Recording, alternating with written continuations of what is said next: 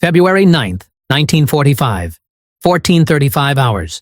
Paco District, Manila, Philippines. Staff Sergeant Thomas Murphy of the 1st Cavalry Division pressed himself against a shell-pocked wall as machine gun fire tore through the air 3 feet above his head. Brick fragments showered down from the impacts. Behind him, his squad waited for the firing to stop, and beyond them, trapped in a burning apartment building, were the screams. Not soldiers screaming. Civilians. Women and children who'd been sheltering in that building for days, maybe weeks, while the Battle of Manila consumed the city around them. Now the building was on fire from Japanese incendiary rounds, and the people inside were dying. "Sarge, we can't get to them!" Corporal James Rodriguez shouted over the gunfire. "That Nambu has the whole street covered." Murphy looked at the burning building, at the windows where desperate faces appeared and disappeared through the smoke, at the machine gun position that commanded the approaches. The tactical decision was obvious. Bypass the building. Continue the advance. Let the fire take whoever was inside. You couldn't save everyone. This was war. But Murphy was looking at children's faces in those windows, and the tactical decision became impossible to make. "Wilson, Henderson, get that bazooka up here," Murphy ordered. "Rodriguez, you're on smoke grenades. We're taking out that Nambu, and then we're getting those people out." 3 minutes later, the machine gun position was a smoking crater.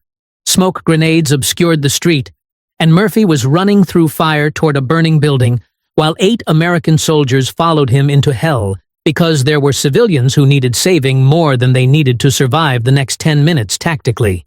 They kicked down the apartment building's door and found 47 Filipino civilians huddled in a ground floor room filling with smoke. Mothers clutching babies, elderly who could barely walk, children who'd stopped crying because they'd used up all their tears days ago. The civilians stared at the American soldiers with expressions that mixed terror with desperate hope, not sure whether these armed men were liberators or just different killers. "We're Americans!" Murphy shouted, though he had no idea if any of them spoke English. "We're getting you out! Follow us! Now!" They didn't need translation.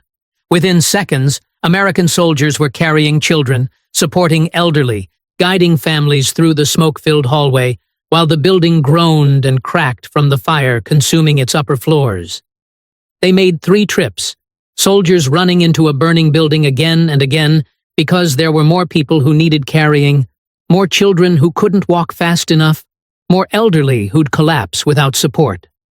On the final trip out, as Murphy was helping an old woman who could barely breathe through the smoke, part of the ceiling collapsed behind them. The woman looked at Murphy, this American soldier who'd just risked his life to save hers, and began crying so hard she couldn't walk. Murphy picked her up, carried her outside, and set her down gently on the sidewalk where medics were already treating the evacuees. The woman grabbed Murphy's hand with surprising strength and spoke rapidly in Tagalog, words he couldn't understand but whose meaning was unmistakable. She was thanking him for her life, for her family's lives, for remembering that they were human beings worth saving, even though saving them meant running into burning buildings under fire. The city became hell. Manila, in early February 1945, had transformed from the Pearl of the Orient into an urban battlefield where Japanese forces had decided to make their final stand, despite General Yamashita's orders to abandon the city. Rear Admiral Sanji Iwabuchi, commanding approximately 16,000 Japanese naval troops, chose to defend Manila to the death, turning the city into fortress, where every building became a defensive position and every street a killing ground. The decision to fight in Manila guaranteed civilian catastrophe. The city held approximately 700,000 civilians who had nowhere to evacuate as battle lines formed around them. Japanese forces commandeered buildings for defensive positions, often with civilians still inside.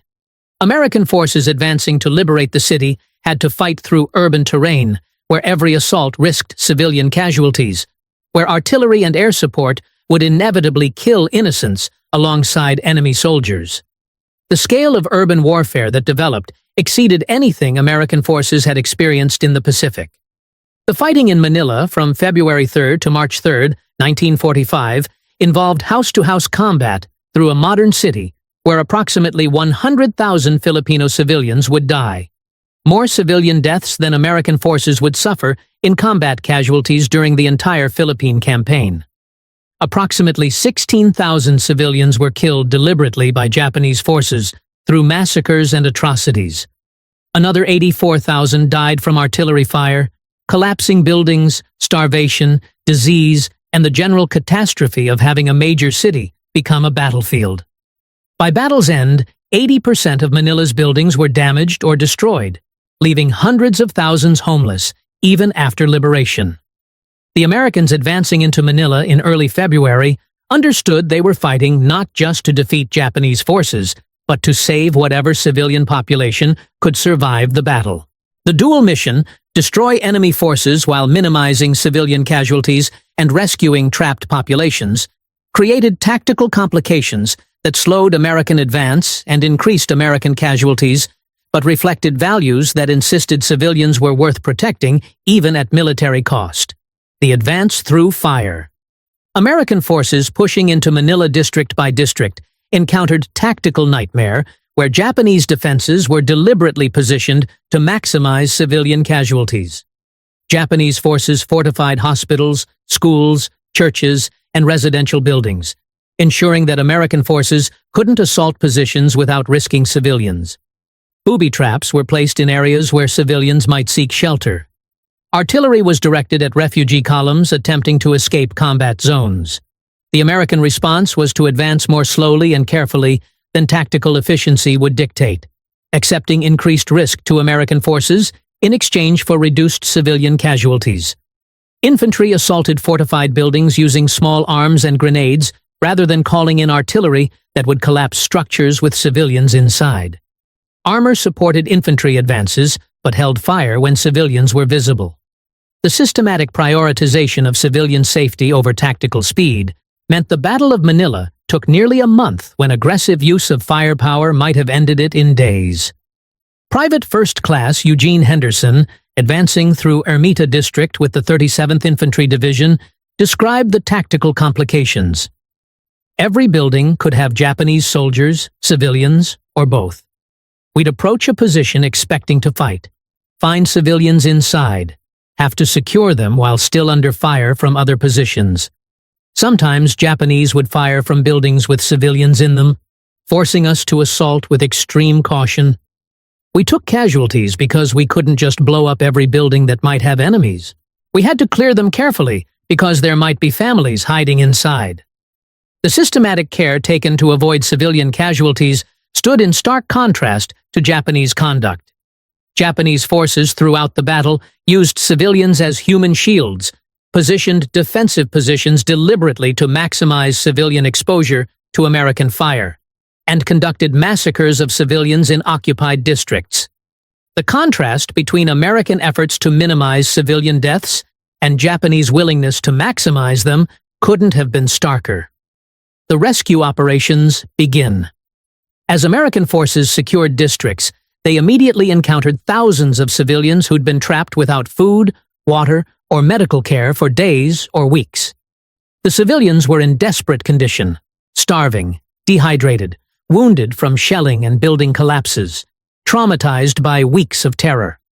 The immediate humanitarian crisis demanded response that military units weren't structured to provide, but that American personnel improvised immediately. Combat soldiers became rescue workers, carrying civilians from danger zones to relative safety behind American lines. Medics treated civilian casualties alongside military wounded, often prioritizing civilians whose injuries were more severe. Field kitchens fed civilian populations using rations intended for troops. The humanitarian operations happened without formal orders or established procedures.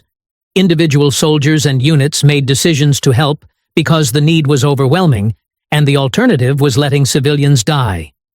The physical condition of rescued civilians shocked American personnel, who'd fought across the Pacific, but hadn't seen civilian populations subjected to prolonged urban warfare. Many civilians showed signs of severe malnutrition from weeks without adequate food. Dehydration was universal, Water supplies had been cut off or contaminated. Wounds from shrapnel, building collapses, and burns were common, and often infected from lack of medical care. Children were particularly affected, showing the hollow-eyed appearance of prolonged starvation and trauma. Corporal James Rodriguez, who participated in rescuing civilians from Paco District, documented the conditions. They were living in cellars and ruins, surviving on whatever they could find. Some hadn't eaten in 3 or 4 days. Children were so weak they couldn't walk. Elderly were dying from dehydration and neglect. When we brought them out and gave them water and food, many just broke down crying. Some couldn't believe we were helping them. They'd been abandoned so long they'd stopped expecting rescue. The hospital massacres. The liberation of Manila's hospitals revealed the full extent of Japanese atrocities against civilian populations. Japanese forces occupying hospitals had systematically murdered patients, staff, and civilians seeking shelter. The massacres at Red Cross headquarters, Philippine General Hospital, and other medical facilities documented deliberate targeting of helpless civilians that violated every standard of warfare. At Philippine General Hospital, which American forces liberated on February 10th, they found evidence of mass killings. Approximately 400–500 patients, doctors, nurses, and civilians who'd sought shelter there had been murdered by Japanese forces before American arrival. The hospital buildings showed signs of deliberate arson. Bodies were found with bayonet wounds, evidence of execution-style killings, and signs of atrocities that went beyond military necessity into pure massacre. The discoveries hardened American resolve to rescue remaining civilian populations before Japanese forces could murder them. The hospital massacres demonstrated that Japanese forces weren't simply fighting a defensive battle, they were conducting systematic atrocities against helpless civilians. The urgency of rescue operations increased as American forces realized that time was measured not just in military terms, but in how many civilians could be saved before Japanese forces killed them. Captain Robert Morrison, whose company helped secure Philippine General Hospital, described the scene. "We'd seen combat casualties throughout the war, but this wasn't combat. This was murder. Patients in hospital beds who'd been bayoneted. Nurses who'd been killed while trying to protect their patients. Civilians who'd thought a hospital would be safe and were slaughtered there. The systematic cruelty was shocking even to men who'd fought for 2 years in the Pacific. It made us even more determined to reach civilians before Japanese forces could murder them." The Intramuros Siege. The battle for Intramuros, Manila's historic walled city, represented the most intense period of civilian rescue operations under fire. Japanese forces had fortified Intramuros's thick Spanish colonial walls and historic buildings, turning the district into fortress. Approximately 4,000 civilians were trapped inside with the defending forces, unable to escape through the walls that had been built centuries earlier to protect the city but now served as prison.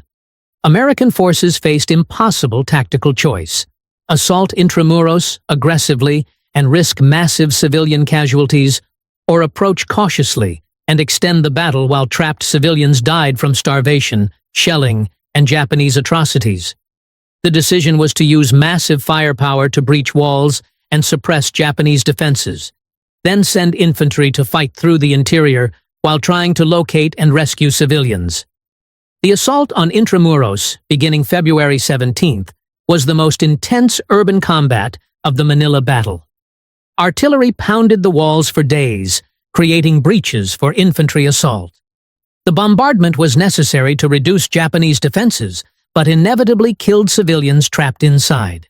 American forces then fought building to building through Intramuros's narrow streets, searching for civilians while engaging Japanese forces determined to fight to the death. The civilian toll in Intramuros was catastrophic. Of approximately 4,000 civilians trapped inside when the assault began, perhaps 3,000 died during the 9-day battle from artillery, building collapses, Japanese massacres, and the general chaos of combat. The survivors rescued by American forces were traumatized, starving, and wounded. Many had watched family members die. All had experienced horrors that exceeded human capacity to process. Private Eugene Henderson, participated in clearing intramuros and rescuing survivors. We'd clear a building, find Japanese soldiers dead or fighting, and then hear crying from a cellar or hidden room. We'd find families who'd been hiding for days while battle raged above them. Some thought we were Japanese coming to kill them and would try to hide. Others rushed out desperate for rescue. Every building we cleared might have people needing saving, so we had to search carefully, even when doing so exposed us to fire from positions we hadn't cleared yet. The medical crisis. The medical challenges of treating tens of thousands of civilian casualties exceeded anything American medical personnel had encountered. The casualties weren't primarily combat wounds. They were starvation, dehydration, disease, crush injuries from building collapses, burns from fires, and trauma-related conditions that required different treatment than battlefield injuries. The medical conditions were extensive and life-threatening. By mid-February 1945, American medical personnel treating rescued civilians found that approximately 40 to 50% showed signs of severe malnutrition, not just hunger, but dangerous weight loss that required careful refeeding protocols.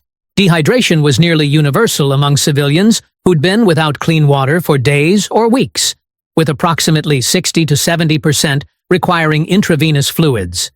Dysentery and other waterborne diseases affected an estimated 30 to 40% of rescued civilians due to contaminated water sources and unsanitary conditions during the siege. Respiratory infections were epidemic, affecting perhaps 50% of the civilian population from smoke inhalation, dust from collapsed buildings, and crowded sheltering conditions.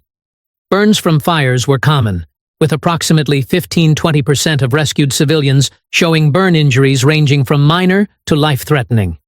Wounds from shrapnel, building collapses, and other trauma affected an estimated 25 to 30%, many with infections from delayed treatment. American medical personnel established field hospitals that treated civilians alongside military casualties, often prioritizing civilian cases when they were more severe.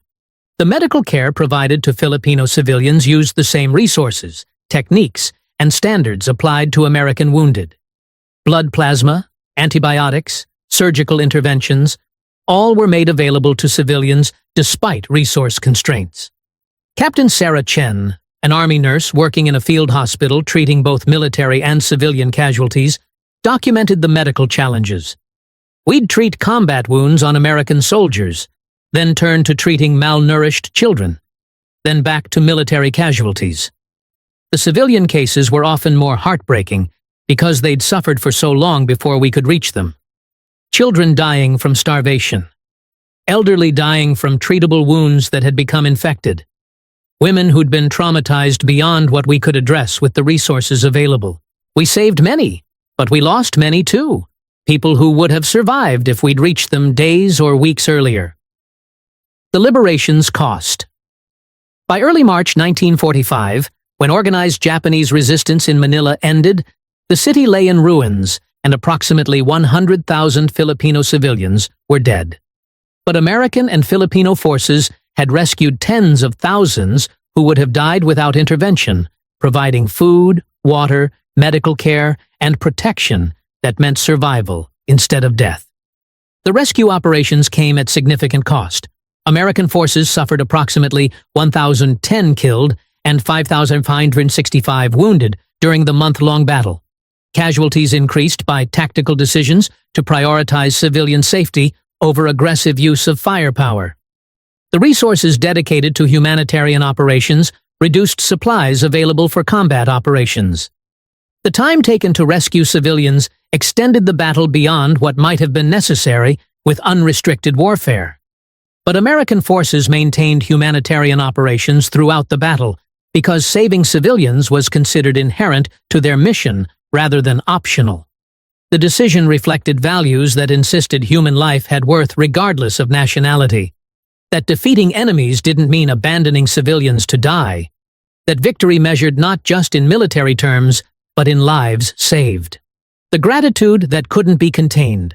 For Filipino civilians who'd been rescued from burning buildings, pulled from collapsed structures, evacuated under fire, and provided with food and medical care by American soldiers, the gratitude was overwhelming and immediate. They'd experienced 3 years of Japanese occupation brutality, followed by the horror of Manila's battle, in some districts, limited resources, and the overwhelming scale of destruction. The immediate priorities were water and sanitation. Engineers worked to restore water systems that would prevent disease spread. Sanitation facilities were established in camps and neighborhoods to reduce dysentery and other waterborne illnesses. The work was unglamorous, but critical for preventing post-battle epidemics that could kill thousands who'd survived combat. Food distribution was systematized beyond emergency feeding operations. American forces established distribution centers throughout Manila that provided rations to registered civilians.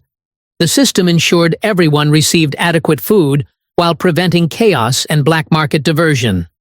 By mid-March, American forces were feeding approximately 400,000 civilians daily in Manila through organized distribution networks. Medical care transitioned from emergency trauma treatment to addressing ongoing health needs. Field hospitals continued operating, but with focus shifting to treating disease, malnutrition, and chronic conditions rather than combat wounds. Public health campaigns addressed epidemic diseases, nutrition programs targeted vulnerable populations, and maternal and infant health services were established. The closing reality. The story of Filipino civilians crying when American soldiers risked their lives to rescue them from hell documented more than successful military liberation. It demonstrated that even in total war's chaos, the discovery that American forces were willing to risk their lives to save Filipino civilians created emotional responses that transcended normal expressions of thanks. The gratitude manifested in countless ways. Civilians who could barely walk would bow deeply to American soldiers. Mothers would press their children's hands into American soldiers' hands in gestures of trust and thanks. Elderly who'd lost everything would offer small gifts, religious medals, photographs, whatever they'd managed to preserve, to soldiers who'd saved them. The gifts weren't valuable materially, but represented everything the givers had left. Some expressions of gratitude went beyond words or gestures. Filipino civilians who'd been rescued volunteered to help American forces however they could, carrying supplies, guiding troops through ruined districts they knew, caring for wounded, assisting with humanitarian operations. The volunteer work wasn't requested or required, but emerged spontaneously from populations determined to contribute something in return for having their lives saved. Maria Santos, rescued with her 3 children from a burning building in Paco district, described her feelings. The Americans ran into fire to save us. They didn't know us. We were strangers in a foreign city. But they risked their lives because we were human beings who needed help. How do you thank someone for your life, for your children's lives? Words aren't enough. I helped in their field hospital for months after liberation, caring for wounded soldiers and civilians, because I needed to give something back for what they'd given us. The rebuilding begins. Even before Manila's battle ended completely, American forces began rebuilding efforts that would transition from emergency humanitarian relief to longer-term reconstruction. The work was complicated by ongoing systematic commitment to protecting civilian life remained possible for forces that valued human dignity above tactical efficiency. The American soldiers who ran into burning buildings to carry out civilians, who advanced more slowly to minimize civilian casualties, who shared their rations with starving families, who treated wounded Filipinos with the same medical care they'd give their own, all made choices that reflected values about human worth that transcended nationality and military necessity. For Filipino civilians who experienced the horror of Manila's battle and the mercy of American rescue operations, the contrast between Japanese conduct and American conduct couldn't have been starker. Japanese forces had used them as human shields, murdered them in hospitals, and left them to die in ruins. American forces had rescued them under fire, fed them from military rations, treated their wounded, and rebuilt systems that allowed survival.